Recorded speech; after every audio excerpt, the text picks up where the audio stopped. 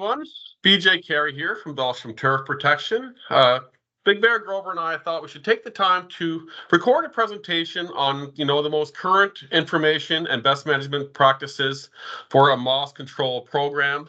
We've done our best over the last several seasons to share this information, but there's hardly a day and definitely not a week that goes by that somebody doesn't reach out looking for, information or help just trying to get their moss under control. So I'm going to share information with you today that I think you'll find useful in your approach to getting a handle on your moss population. So got a little bit of a breakdown of what I plan to cover. We're going to chat about understanding the problem, why moss is a problem. We're going to look at, moss biology. It's really key to know your enemy. To have any success, you really need to understand some simple things about moss biology.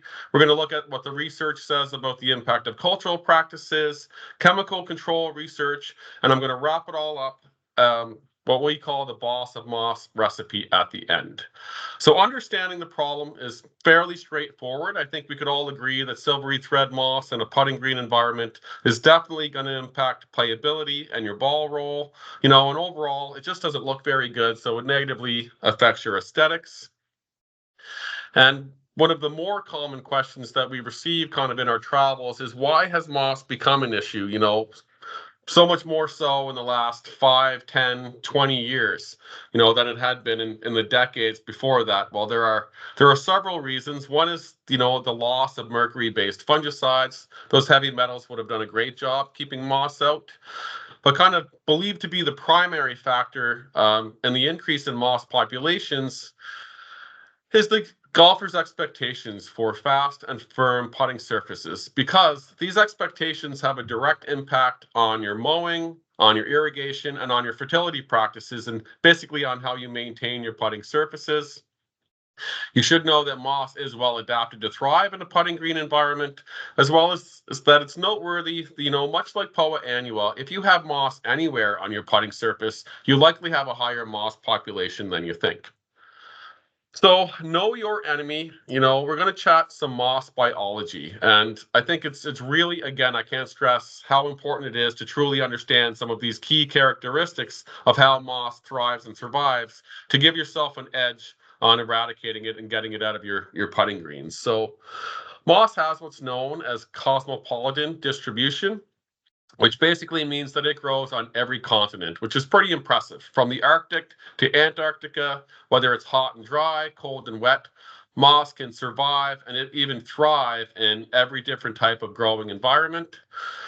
And moss is also known as a poikilohydric plant. So while you don't need to get caught up on that term, it's challenging to pronounce and kind of heavy, you should understand what it means is that moss has no mechanism to prevent water loss, making it extremely tolerant of desiccation. So if we think about a turfgrass plant, it has the ability to close its stomata and prevent or at least slow moisture loss and help control our ET rate a little bit. Moss lacks that ability. But one thing moss does have the ability to do is lay dormant for years and years, and then, in the absence of moisture, and then initiate growth again when moisture is available. So we put this image of the sponge here because moss can kind of act like a sponge. If you were to take a brand new sponge and throw it into a 5-gallon pail full of water, that sponge is going to absorb the moisture. It's going to be heavy and pliable. You take that exact same sponge, remove it from the pail, and put it in your windowsill or outside for, a hot, dry period. It will lose all of that moisture. It will become lighter and it will be, hard and rigid. That sponge could stay that way for years. If you were to take it and then introduce it to water again, it will absorb that moisture and go back to being, kind of in its former shape and size. So moss can act the same way with regards to moisture. Moss is also known as an ectohydric plant. So we think of ecto, exterior, or on the outside. Moss is a non-vascular plant which lacks xylem and phloem, so it can only transport water externally on the surface through capillary action, right? So without the xylem and the phloem, we don't get the translocation of water or nutrients. It also lacks true roots. It does have a rhizoid structure near the base, but that rhizoid simply acts as an anchor to help hold the moss in place. So while moss is non-vascular and can't translocate moisture and nutrients, if it's a dense enough canopy or a well-established patch of moss, it does have the ability to somewhat store and regulate moisture. So this has been proven, more than 40 years ago now. And it holds true when you have this dense mat layer. If you can see these thousands of shoots, right? It can somewhat store moisture to then be pulled to the surface later, whereas these individual shoots don't have that ability. So how does moss reproduce and spread? How do we go from, one or two dime or quarter sized patches to then ending up with just hundreds or thousands of patches of moss all over the putting surface? Well, with regards to reproduction, moss has two methods. One is sexually, and the second is asexually. So if we look at sexual reproduction first, this is done through spores. So a moss colony can produce up to 3.7 million spores per year, and those spores can travel up to 19,000 kilometers in the wind. I have no idea how they track that or get that data, but you can fact check it. It has been confirmed, so pretty interesting. And these spore producing structures, which is really key to note, they are produced on the tips of these gametiophores or shoots. So that's where the spore producing structures would form on moss in its native habitat. So while spores are likely responsible for that initial infestation of moss on your property, mowing, whether you're doing that daily or every other day or with rolling, actually prevents these structures from ever forming in a putting green environment. So if 3.7 million spores a year aren't the cause of spread, what is? That leaves us with that second method of reproduction, or asexual reproduction. Research supports this, as being the primary method of moss establishment on putting greens. This is accomplished through fragmentation of an existing colony. So every fragment is virtually a clone that contains everything necessary to establish a new plant. So in the absence of those sporophytes, the spore producing structures being mowed off, the stems actively produce a reproductive structure known as a bulbil. So these fragments, propagules, and bulbils are spread around the putting surface by equipment, by golfers, and also by water because they are buoyant structures. So what is a bulbil? I'm sure you're thinking. Bulbils are small bulb-like structures that are found at the base of a stem of each shoot of a moss plant. Each bulbil can actually produce a new shoot or a new plant. So what kind of some numbers that I find pretty alarming, and we can get a handle on why moss can become a problem so quickly or spread so rapidly, is that a colony of moss, 5 centimeters in diameter, contains thousands of these shoots. Each shoot within 60 days can produce 10 bulbils, and each bulbil can then produce a new shoot. So we can kind of see how you would end up with that compounding or exponential growth or spread of moss. Now, I'm going to chat a little bit about the impact of cultural practices. So, some research from the University of Guelph, right in our backyard here in Ontario, performed by Dr. Lyons, looked at the impact of irrigation frequency and quantity on the establishment of moss. In this trial, they used watering intervals of daily, every other day, every 4 days, or every 7 days, as well as using two different quantities of water.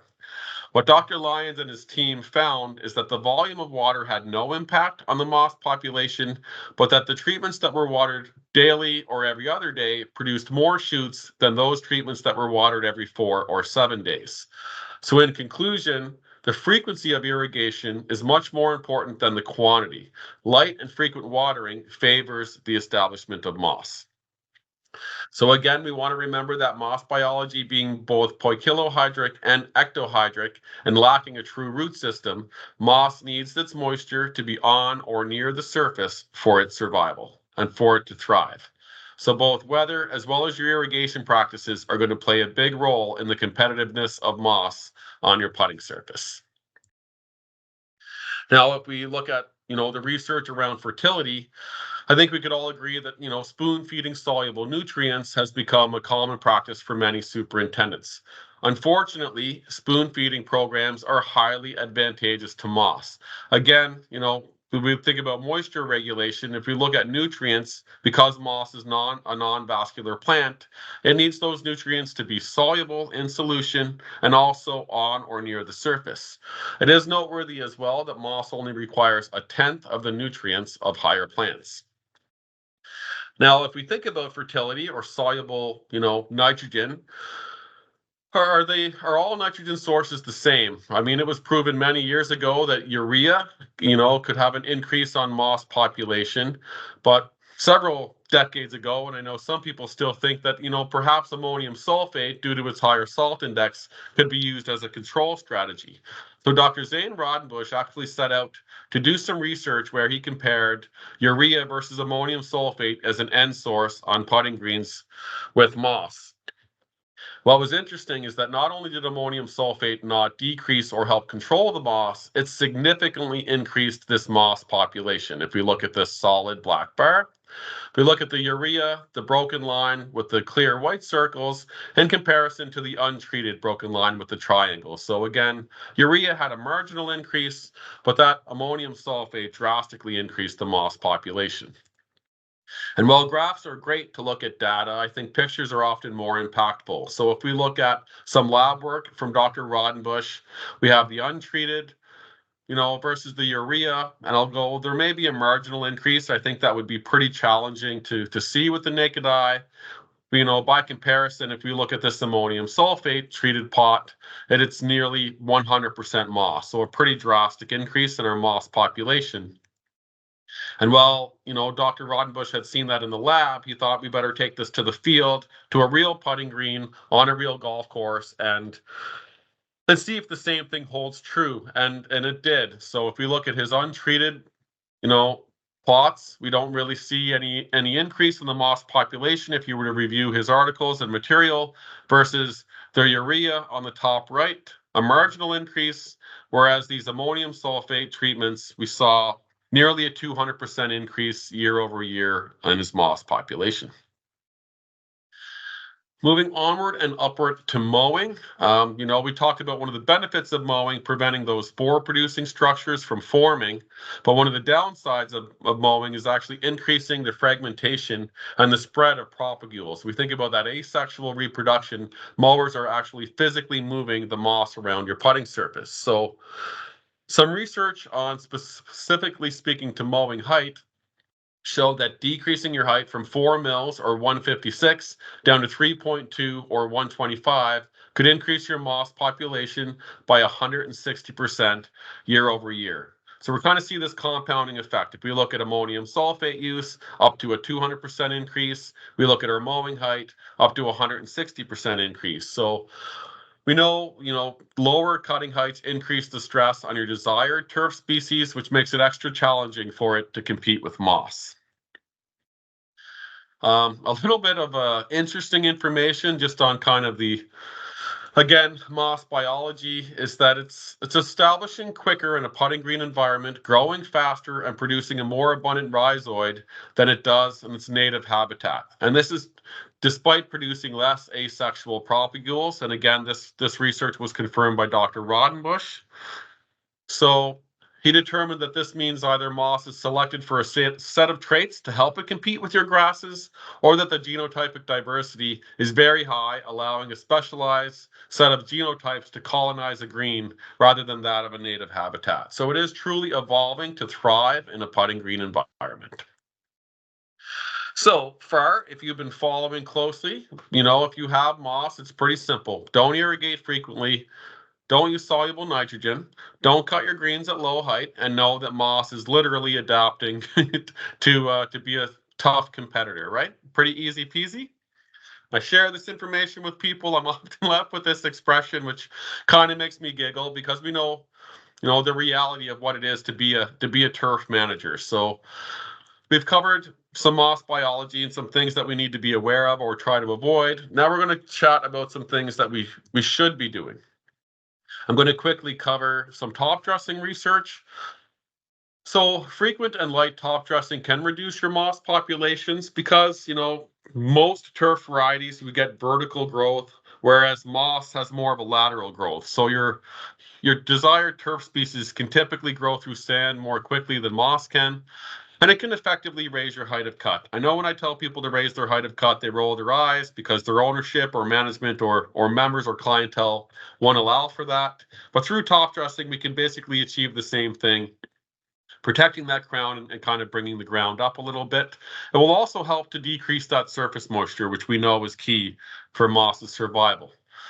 Unfortunately, with the research well, on top dressing, it's rather inconclusive. There are studies showing north of 30% reduction, and other research showing absolutely no reduction. What you can know is that top dressing has not been shown to increase your moss population. So we know the other benefits of top dressing, so you don't need to worry about it having a negative impact or further, kind of adding to your problem. Now, if we look at the chemical control, with regards to chemical control of moss, our options are really limited, but luckily we have a great one. So, Quicksilver with the active ingredient carfentrazone ethyl. It's a group 14 and it is a contact herbicide, so that's key to note. It is also, by a country mile, the most extensively researched moss control product in existence. I've cited a few studies here. There are countless studies with every single one of them showing that Quicksilver is really effective on moss. So Quicksilver is known as a cell membrane disruptor. It is a contact herbicide, as I just mentioned. And it should be noted that the symptoms are visible really quickly. Within 24 to 48 hours, you're going to see a response from your Quicksilver application, really minimal residual. Our reseed interval is only 1 day. It doesn't persist in the environment, and it is rain fast within an hour. It should be noted, due to its mode of action being a PPO inhibitor, that Quicksilver only works on the green tissue. Right, so if it's not going to work on this brown part of the shoots, if your moss isn't green, there really isn't anything for Quicksilver to work on. Further to Quicksilver to help boost that efficacy is the addition of a non-ionic surfactant. So this is some work from Dr. Fred Yelverton on adding a non-ionic surfactant at 0.25% volume for volume. So again, that's 1/4%, not to be confused with 25%. This is an ultra low rate of a wetting agent just to help with coverage. And we can see, if we compare the same rates used with the same amount of applications, looking at 6, 14, or 45 days after treatment, we see the addition of the non-ionic surfactant boosting the efficacy of that Quicksilver. It should be noted as well for people that are, doing their best to truly try to get a handle on their moss and they're trying to go with deep and infrequent watering.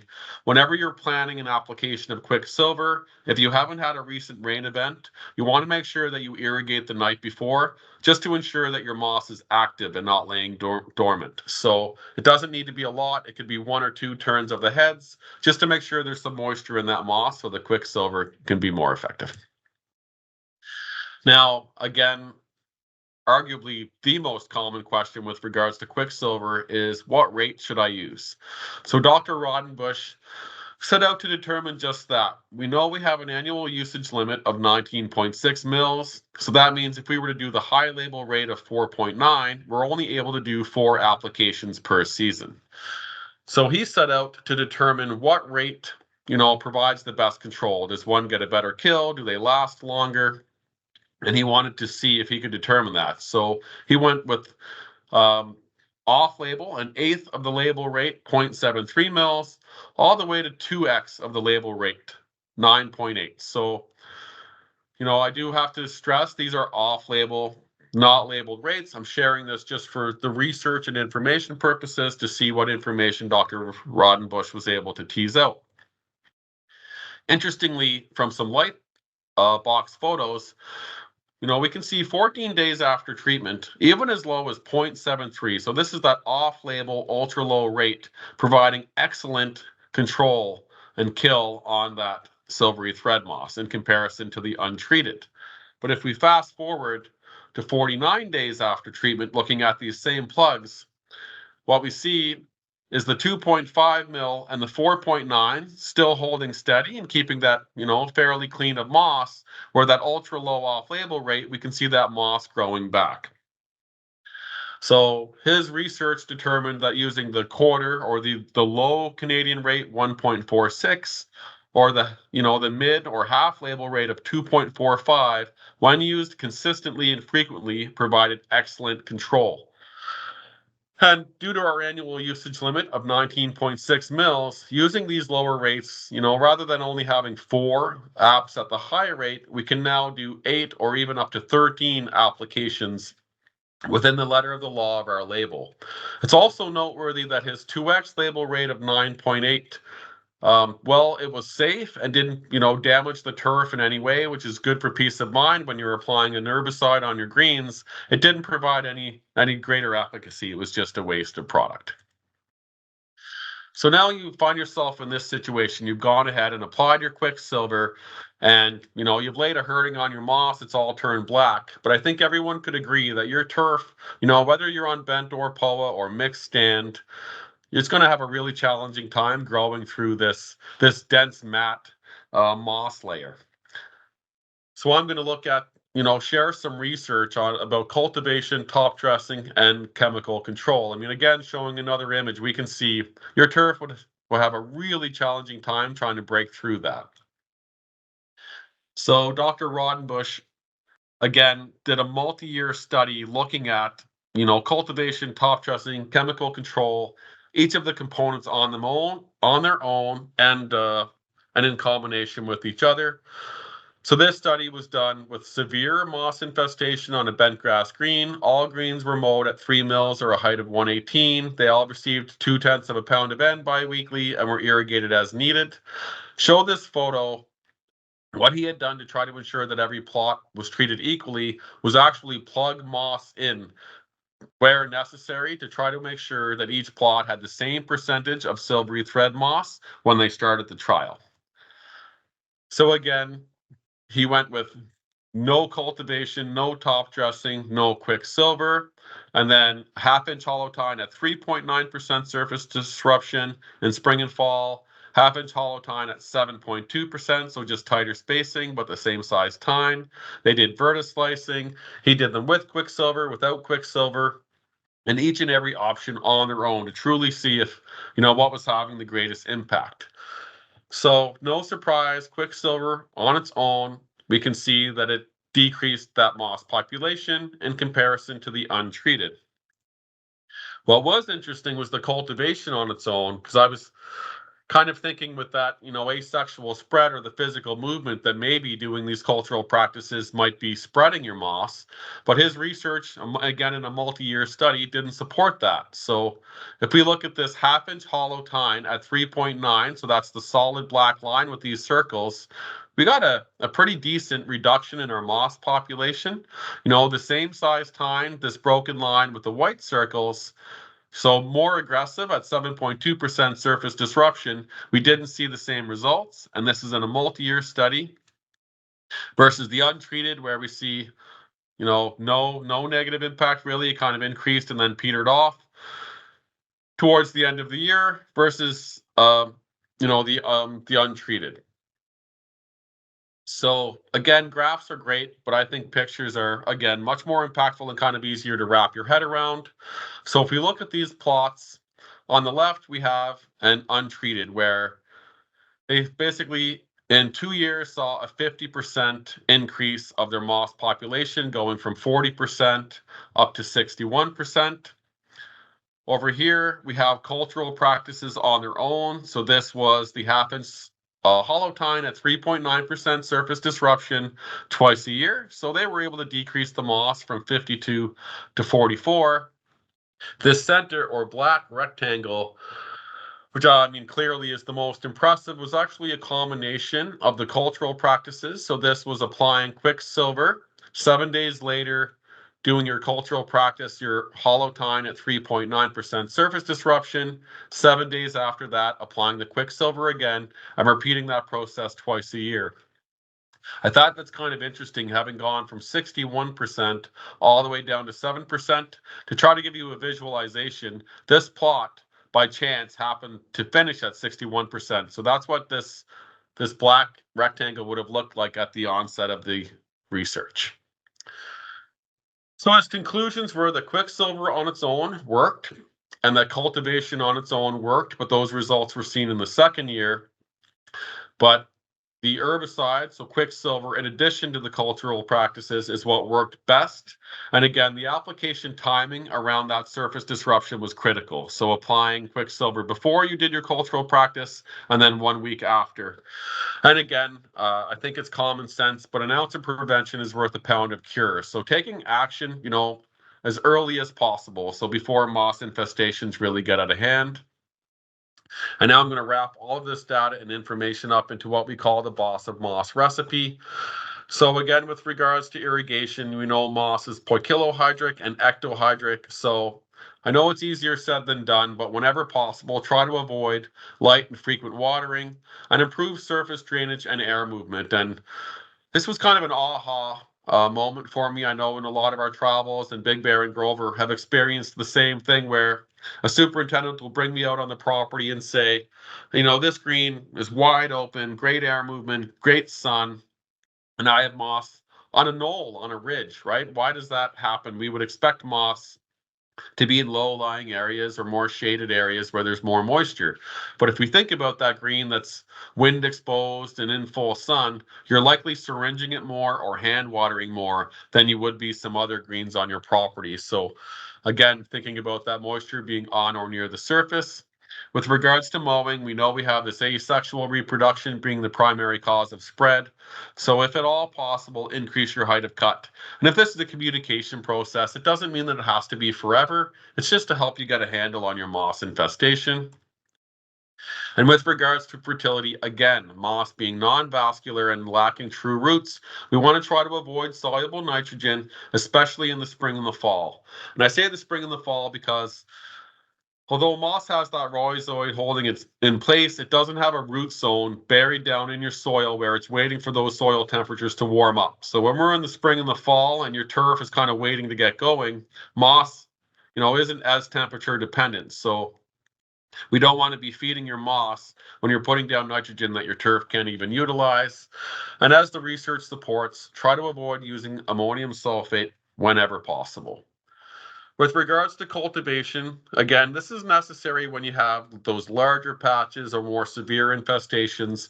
You want to aim to target 3.9% surface disruption twice per year. If you're curious as to how you may calculate that or know how much surface disruption you're achieving, there's a really nifty chart available online from istric.com. That's the International Sports Turf Research Center, where they've done all the math for you based on your equipment, your tine size, or the thickness of your verticutting blade, and your spacing. You can quickly calculate your surface disruption. Spot treating is good. I know it can be really challenging to try to get out and do cultural practices, and a lot of people are going to get a lot of grief from their clientele or their owners or their members. So, normally moss isn't on every single green, and the greens that it's on, it's normally not everywhere. I know that can be the case sometimes, but you can really focus your efforts from a cultural practice perspective on where your moss infestation is severe. So if it's only in the back right corner of your third green, I recommend spraying the whole green, but you can get out and do those cultural practices only where you have the moss to make it a little easier to try to work that into your plan. And know that, typically results are seen in the second year of making some of these changes. And applying quicksilver 1 week before and 1 week after yielded the best results in multiple studies over multiple years. The quicksilver applications, to keep in mind that it does work on the green tissue. If we haven't had rain, we want to be irrigating the night before our application, and also being sure to add, that small amount of a non-ionic surfactant. You can use the 1.46 or 2.45 mil rates regularly, and they will provide great control. There is, justification in going with that 4.9 mil rate if you're only able to do 3 or 4 applications in a year. As Dr. Rodenbush's research showed, that 49 days after treatment, the higher rate was lasting a bit longer, but we've had tremendous success these lower application rates and more frequent applications. And to give people hope, this photo was actually sent to my colleague, Mr. Grover. It's great to get some positive feedback from people. I think we could all agree this is a really high moss population. No one really wants to see that on their property. And after incorporating a lot of these changes and with the use of Quicksilver, this is the exact same putting surface, virtually moss-free. So it is a marathon, not a sprint, but we're getting great feedback from people that are working in some of these changes on their property. So I really want to thank you for listening. I hope you find this information helpful. Please know that, you can take our contact information down. Always feel free to reach out to myself. Day or night, weekend, doesn't matter. Call, email, text. If you're not comfortable reaching out to myself, Big Bear and Grover are also always happy to help. So thank you so much. Have a great day.